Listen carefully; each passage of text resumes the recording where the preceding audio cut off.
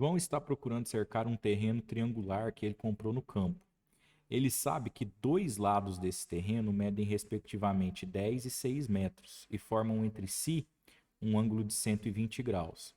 Então, aqui nós já conseguimos rascunhar, né, um pouquinho do triângulo. Então, nós temos dois lados, já foram dados aqui, ó.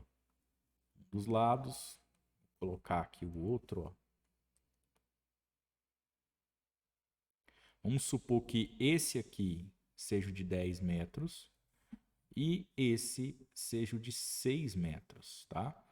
Bom, e aí ele fala que existe um ângulo sendo formado entre eles aqui de 120 graus. Beleza? E aí vamos continuar aqui, ó, para a gente entender. Não falou nada ainda sobre o terceiro lado, ó. Aí o terreno será cercado com 3 voltas de arame, né? Se o preço do metro do arame for R$ 5, né? Qual será o valor que o João vai pagar aí? Bom, então ele não falou nada mesmo sobre o terceiro lado. E nós precisamos dessa informação, uma vez que ele vai cercar o terreno. Bom, não temos essa informação, vou dar um nome aqui, vou chamar de X, né? Muito comum. E aí nós queremos o perímetro, ou seja, a soma de todos os lados, porque aí nós vamos ter uma volta. Então, para uma volta, veja, o que nós vamos pensar aqui? Eu quero x mais 10 mais 6. Tá? Isso aqui é uma volta. Vou deixar aqui, ó, uma volta. Só que são 3 voltas. Então, segue o plano aqui. O que eu vou fazer depois com esse número? Nós vamos multiplicar por 3. Então, aqui nós temos 3 voltas. Tá? E aí, para finalizar, ele quer o custo, né? Quanto vai ser gasto. Cada metro aqui dessas 3 voltas custa R$ 5. Então, nós vamos multiplicar por 5. Bom, e aí tá feito, beleza? Agora, para ter isso aqui tudo, precisamos do valor do x. Pessoal, não se confunda aqui, ó. Né? Não dá para usar o teorema de Pitágoras, às vezes fica parecido, né? Mas o teorema de Pitágoras nós usamos exclusivamente em triângulos retângulos. E aqui nós temos, né, um triângulo que o ângulo é 120 graus e não 90 graus, tá bom? Então, o que nós vamos fazer? Eu tenho dois lados formando um ângulo e está faltando o lado oposto ao ângulo que nós temos. É a característica básica para usar lei dos cossenos. O que a lei dos cossenos diz? Olha, se você tem um lado, você quer esse valor desse lado, tem o ângulo oposto e tem os outros dois lados, escreva assim, ó.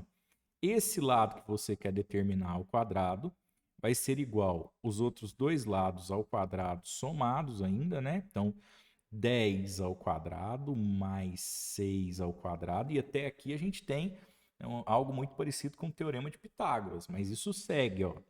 E aí o que você vai fazer? Menos duas vezes o quê? O produto desses dois lados que você possui, 10 vezes 6, vezes, para finalizar, o cosseno do ângulo que forma esses dois lados. Cosseno de 120 graus. Então, é isso aqui, é nisso aqui que nós temos que nos concentrar, tá bom? Porque daí nós determinamos esse valor para x, correto? Então, muito cuidado com essa formatação. Não é outro ângulo, é esse aqui oposto ao lado que você está isolando, tá vendo? Isso é fundamental. Bom, vamos seguir aqui então. O x ao quadrado, vou deixar como está por enquanto, nós queremos determinar esse valor. E daí, vamos lá, igual 10 ao quadrado, então nós temos 100, mais 6 ao quadrado, 36, menos, né, aqui, ó, vamos pensar junto, 2 vezes 10 vezes 6 vezes cosseno de 120. Repare que o cosseno de 120 foi fornecido, vale menos meio, tá? Então vamos escrever isso. Agora, antes de escrever, de fazer conta desnecessariamente, repara que nós vamos ter um 2 no denominador aqui, ó. esse 2 ele vai acabar cancelando com o 2 aqui de cima. Então, às vezes, você faz toda a conta para depois fazer uma divisão. Não é necessário. Eu vou escrever sem fazer a conta para você reparar o que eu estou dizendo, né? E pular essa etapa quando você for fazer, tá? Menos, então, ó, 2 vezes. Então, eu percebi que esse 2 vai ser cancelado. Então, eu vou fazer só a outra conta, quer ver? Ó? Essa aqui, 10 vezes 6. Né? Então, eu tenho 10 vezes 6, que dá 60, vezes o cosseno do 120, que eu vou substituir por menos 1 sobre 2. Então, vezes menos 1 sobre 2, tá bom?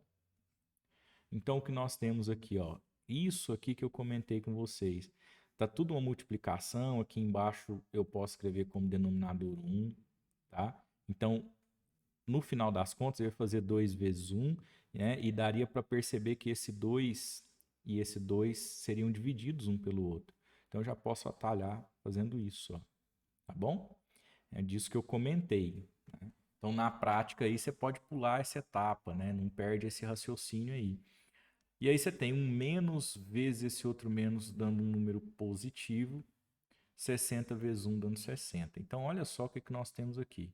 X ao quadrado igual a 100. Eu já poderia ter escrito 136, né? Acabei, né, cometendo esse vacilo aqui, mas não faz mal não. Menos com menos, então, vou colocar o mais aqui. 60 vezes 1 dá 60, tá? Então, repara o que nós temos aqui. X ao quadrado igual 136 com 60. 60 com 30 dá 90, né, pessoal? 196. Ora, não é um número tão comum, né? Mas aqui você percebe que tem que tirar uma raiz para o x ficar na dele, isolado, tá certo? Então, o que nós temos aqui é que x é raiz quadrada de 196. X é um comprimento de um lado, então por isso eu considero só a parte positiva, né? Então, o 196, que dica que eu dou? Repara que a possibilidade de ser um quadrado perfeito é grande, por conta do enunciado da questão. Não é uma regra, mas existe essa possibilidade. Às vezes você não está acostumado e pensa, como é que eu faço aqui então? Pessoal, é o seguinte, ó, 10 vezes 10 dá 100, então tem que ser um número maior do que 10, né, essa raiz. Aí você dá uma olhada nesse 6 aqui no final, né? Ele vai te dar alguma dica. Então, se você pegar o próximo número depois do 10, que multiplicado por ele mesmo termina com 6, certamente você vai pegar que esse próximo é o 14.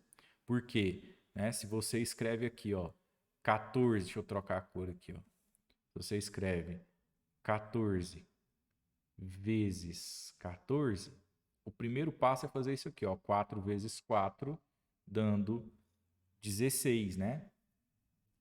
E aí finaliza com 6, tá vendo? Então já é um indício, tá bom? Então vamos tentar, ó, 14, né? Aí depois foi 4 vezes 4, 16, foi 1. 4 vezes 1 dá 4 e 1 que foi dá 5. 1 vezes 4, 4. 1 vezes 1 dá 1. Repara, ó.